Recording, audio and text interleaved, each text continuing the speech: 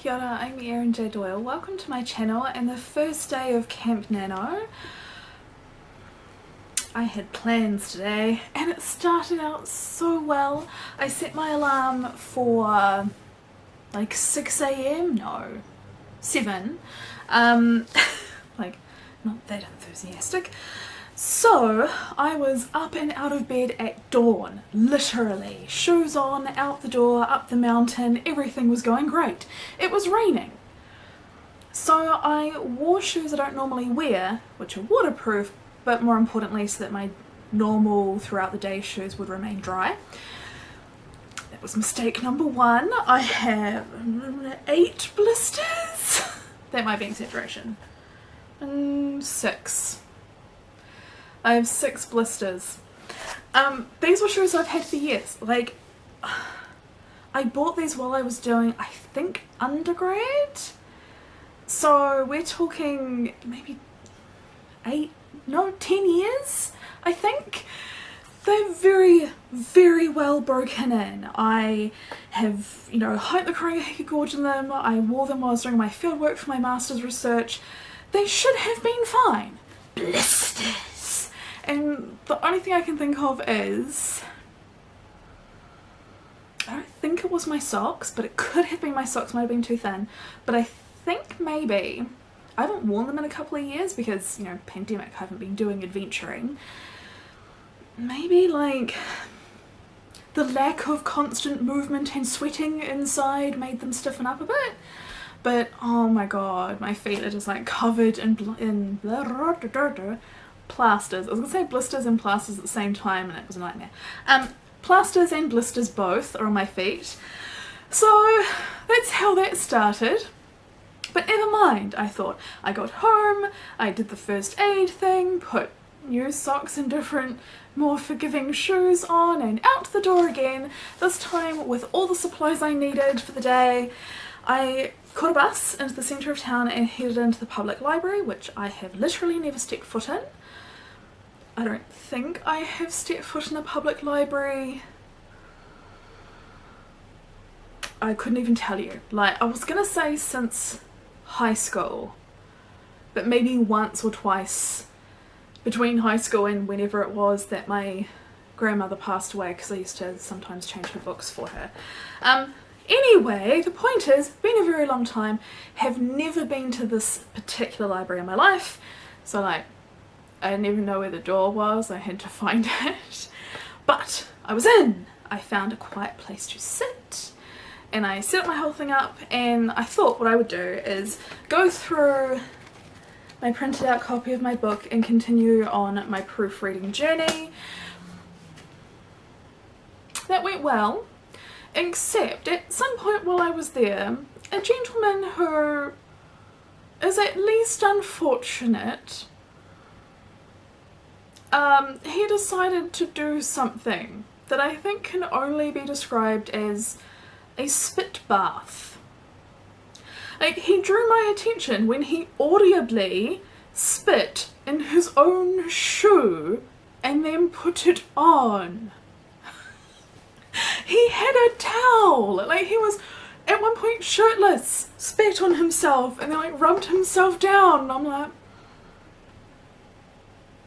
I can't believe he hasn't been asked to leave. But then I guess I was one of the many people who didn't go and complain about his behaviour, so, and I mean, he was also like no more noisy than any other person. He kept his pants on as far as I'm aware. I mean, I wasn't like monitoring him, but yes, that was very distracting and weird. So after an hour he had gone, but I also thought, okay, at this point I haven't eaten properly, so I thought what I would do after a good hour, good progress, felt great, out of the library, I thought I might grab a snack at a cafe or something and then read a book on the train home, and I thought I might record all of this, except by this point my tripod for my phone had also just broken into pieces, so no footage except basically very, very unfortunate low angle, yeah, mostly just like cleavage and nostrils, kind of me grabbing my phone before it kamikazed off the table and onto the floor. So that was the footage that my day of vlogging my adventure in town resulted in. So yeah, there was that. And then I went to the train station only to discover that the train wasn't running. So then, now the train station isn't exactly on the far side of the CBD from the library, but getting pretty close. So having walked all the way to the train station, I then had to turn around and walk all the way back to get to the bus stop. Then it started raining heavily. And then it turned out that the bus stop that Google said I could use to get home was a construction site. The road was closed. There was no bus. So my early morning, I'm going to do all of the things. I'm going to make a glorious vlog of like climbing the mountain and doing editing in the library and exploring the city and reading a book on the train, and all of the things turned into just a couple of very haphazard shots that I can't use, and then chaos. And now my knee really hurts because in addition to having done 8k this morning, I didn't go all the way up to the mountain because my knee started to hurt, so I cut it off at 8k. I was like, that's the maximum walking for me today. Oh no, on top of that, we're all around the middle of the city. So anyway, all of that is to say, oops, I didn't mean to rant. Day one has not gone super well. However, that 1 hour where I was slightly distracted by the gentleman cleaning himself in the library, that 1 hour I did actually get a certain amount of work done. So I think I started on, let me think, and by think I mean laboriously flipped through the book.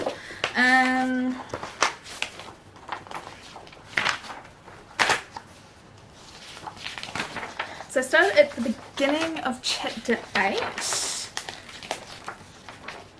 So we're looking at page 84, and I finished up on page 104. Which I think for an hour's work is pretty good, given that the proofreading, oh yeah, like I thought I was proofreading, but it has become something quite different. I've been aware for a couple of days that the proofreading was starting to escalate into line edits, and now I don't know. Like, I rewrote a chapter while I was there because I think some of the structure that I have currently is still very strongly based on what was originally there when I was writing about my own experiences.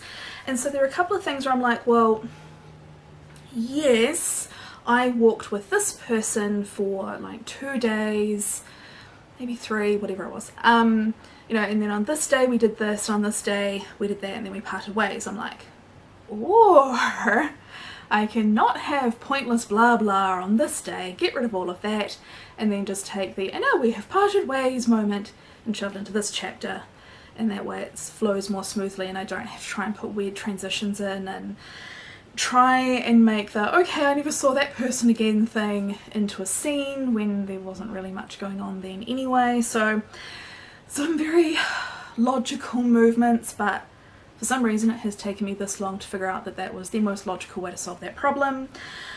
So yep, the other thing I have done is, what have I done? Oh, I have slightly modified my main character's skin tone. So she's currently super white, and the reason for this is because obviously I'm super white. So part of my experience of walking the Camino was arguing with hippies about sunscreen, because A, I'm far whiter than them. Like, these are people with like beautiful nut brown tans. This is my tan. They have no idea what sunburn is. And I'm from New Zealand. one of the countries that has one of the highest rates of skin cancer in the world. So when someone from like Sweden starts telling me sunscreen's bad for you, don't wear it, blah blah blah, just get a tan, I kind of go from 0 to I will cut you pretty quickly. So that was in the book originally. It was kind of part of the whole character's growth in the original version. The main character wasn't a very well travelled person, she lacked a lot of confidence, and she has multiple kind of just awkward encounters where she doesn't stand up for herself, and eventually she starts putting her foot down throughout the book. That pretty much doesn't happen anymore. Her internal journey is completely different, which means that having arguments about sunscreen with strangers is no longer relevant to her internal journey in any way. And I realised that for something that now happens towards the end, it would actually be good if she did tan, so that she had tan lines. So I spent my hour this morning basically in like 20-page gap highlighting areas where I had referred to her as being very fair and having other people comment on her fair complexion. I'm like, no, no, no, no. So that was today's progress in terms of big decisions. You can see why I'm saying like it's far beyond just a proofread now. We're back in the trenches, but it's taken getting to this printed off version to get there.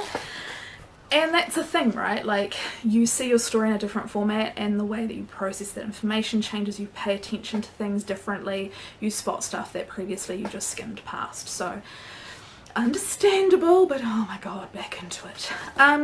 Anyway, so that's what I've been doing. Also, do I want to talk about that? Yes. What I have been doing, when I started doing this, well, I thought it was just like the occasional, oh no, that should be a comma there, and I seem to have forgotten to pluralise that word. S. I thought that that would be like just a few bits here and there, and that I would put a post-it on each page that had a correction, so that I could, when I came to doing them on my computer, just turn to the pages where I needed stuff done. However, by the time I reached page like 60, I realised that very close to every page had a post-it on it, because this is rife with errors, which neither of the two people who have beta read this for me commented on. Like, no one said, oh, this has a whole bunch of typos, because it doesn't have typos. What it has is like whole word errors, like, you know, the word the will be missing, or two words will be in the wrong order, and it will still make sense with them in the order they are in, but only enough sense that, like, you know, Grammarly couldn't detect it, but an actual human goes, well, that's wrong. So it concerns me slightly that two people have read this whole thing and not thought to say, hey, this needs a proofread. So having discovered that it's just like rife with errors, that made it through the spell check on Word and through Grammarly and through Hemingway and through my own proofread, quite a few problems. So having discovered that, I thought, well, there's no point in putting a poster on every single page, right? That serves no purpose. So what I have switched to now is doing a bit more of a color-coded situation. So on the front here I have tabs that I've attributed meanings to. So pink is for something that I want to check for consistency, and I'm putting these in both where I notice something that I'm like, hang on, maybe I need to check that this is consistent throughout the story, but also where I have made a change in the editing process and I need to make sure it's consistent prior to that point. And then I have the orange colour for things which I think are a repeated phrase. So I've only got one so far, so hang on, for example, I just used the description, rivers of smooth rock, and I read that and I had this like, hang on a second, I'm certain that I have used that exact phrasing to describe the setting in a different chapter later on in the book. So I've just tabbed it so that if I come across it again, I know, and one of them can be deleted and I'll just when I find the other one I can do a direct comparison, or perhaps I won't find the other one, it's just my imagination that I have used that description twice. But at least I will know. And then I have blue for something which is the first time that this is the first time that I've mentioned what it is, but I feel like this being mentioned at page 87 is too late in the story and I just want to work it in somewhere earlier. So I think that's everything. What are the yellow tabs? What are the big yellow ones for? Oh yeah, the big yellow ones are because I didn't have small tabs in another colour on me in the library, so these are for skin tone changes.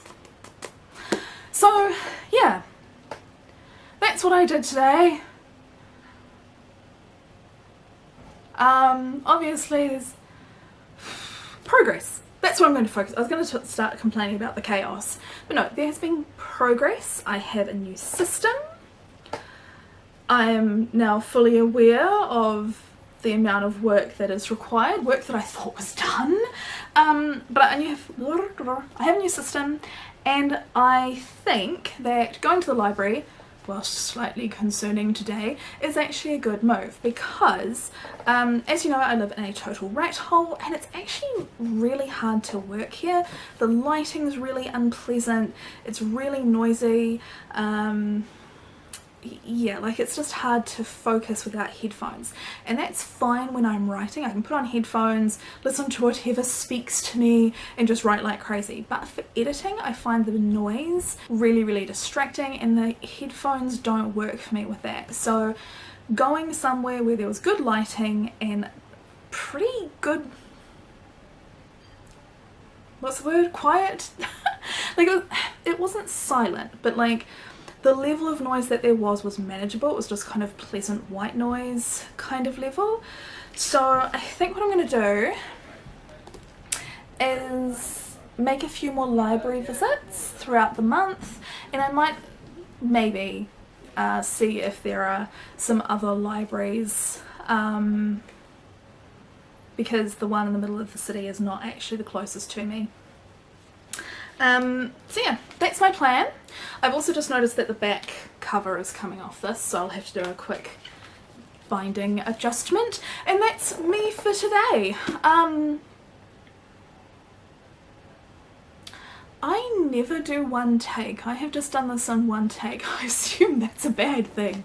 I assume this footage is insanity, but you know what, that just kind of works for today.